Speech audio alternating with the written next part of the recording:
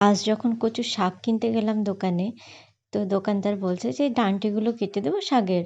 তা আমি বললাম, বলো কি? এইগুলোই তো আমরা বেশি করে খাই। এখানে তো পাওয়া যায় না। তবে বড়, বড় থাকলে কোথাও আমাকে বলো, আমি নিয়ে যাবো।" তো বলল, "হ্যাঁ, পাওয়া যায় না এখানে বড়, বড়।" তো ও হয়তো নিজেও জানে না, যদিও ও অনেক বাঙালি মানে সবজি বিক্রি করে, কিন্তু ও নিজেও জানে না যে এর ডাঁটও আমরা খাই। তো আমি দেখো অনেক কদিন থেকে ডাঁট জমিয়ে, জমিয়ে রেখেছিলাম।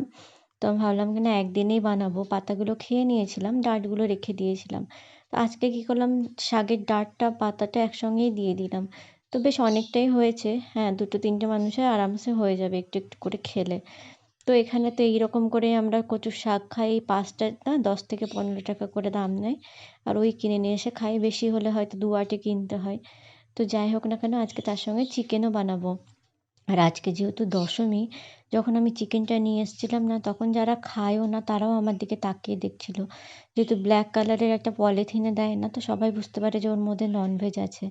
তো সবাই আমার দিকে তাকিয়ে দেখছিল, "বাবা তোমরা কি আজকের দিনেও খাও কি চিকেন?" এরকম একটা ব্যাপার। তো অ্যাকচুয়ালি আমি ওদেরকে বলতে পারি না, না ওরা আমাকে ডাইরেক্ট জিজ্ঞেস করে যে, "আমাদের না পুজোতে ননভেজটা চলে।" যদিও আমি এবার ননভেজটা স্কিপ করেছিলাম, কিন্তু আমাদের পুজোতে ননভেজটা চলে। হ্যাঁ, তোমরা ছেড়ে দিয়ে